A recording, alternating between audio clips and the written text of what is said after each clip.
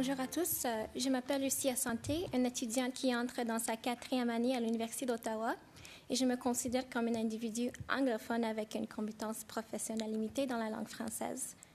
Même si je suis née au Canada, je viens d'un milieu africain et je m'associe grandement avec mon identité africaine.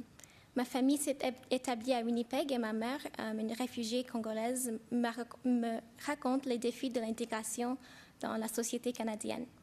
Pour elle, la difficulté de s'appartenir à une communauté minoritaire faisait une grande partie de l'imitation linguistique par rapport à l'éducation, à l'emploi et la qualité de vie en général. Elle voulait que ses enfants soient multilingues et c'était pour ça qu'elle a décidé de m'enregistrer dans des cours d'immersion en école secondaire. Peu avant cette décision, je suivais le curriculum de français de base du Manitoba. Ce curriculum dépend excessivement de la structure de la langue, donc mon français à l'écrit avait bien développé, mais j'avais du mal encore à m'exprimer à l'oral.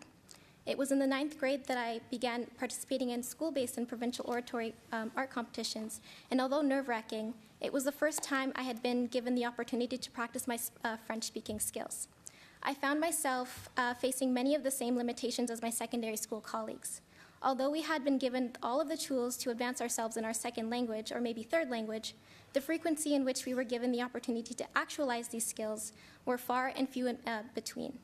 The basic French program in Manitoba today seems to adhere to an unbalanced literacy-based approach to French language learning.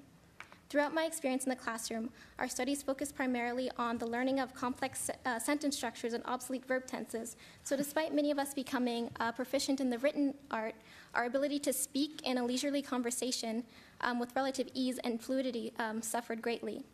Avec Canadian Parents for French, j'avais donné l'opportunité de participer au concours national et je me trouve aujourd'hui dans le capital national et en poursuivant mes études universitaires à l'Université d'Ottawa.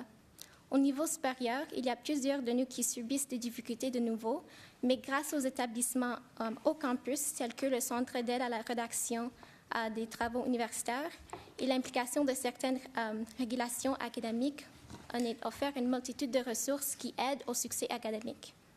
De plus, tout étudiant a le droit de rédiger ses travaux et de répondre aux questions d'examen soit en anglais, soit en français, un aspect très utile pour ceux qui ont des difficultés avec la langue. The modernization of the Official Languages Act is an important update, as it should reflect Canada's diverse populations across the nation. Today, we focus heavily on duality. However, we need not forget the many languages that are becoming of significant importance in this country. I spoke earlier about the linguistic limitations faced by my mother. However, because the Democratic Republic of the Congo is widely French-speaking, she still had access to many services in French and was able to communicate using French, despite Winnipeg's relatively small Francophone community. A trip to Toronto last summer gave me a new perspective of Canada's cultural and linguistic diversity and how it is changing. Standing in line at a bank in downtown Toronto, I noticed that services were offered in English and in Mandarin, concurrent with the specific needs of the growing Asian populations of the area. Selon moi, il faut reconnaître non seulement le patrimoine du bilinguisme, mais aussi il faut que cette modernisation soit une représentation de cette nouvelle identité canadienne.